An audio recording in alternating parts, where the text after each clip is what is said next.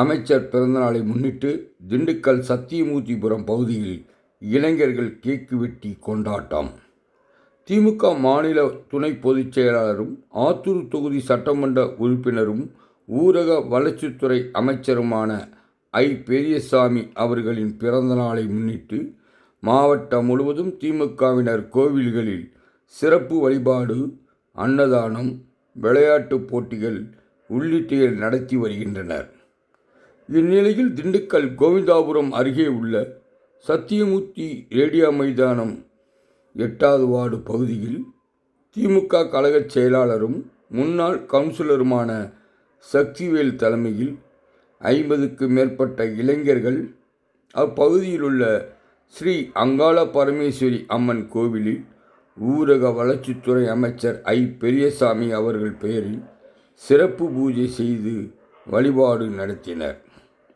அதனைத் தொடர்ந்து இளைஞர்கள் அனைவரும் ஒன்று கூடி கேக்கு வெட்டி பொதுமக்களுக்கு வழங்கினர்.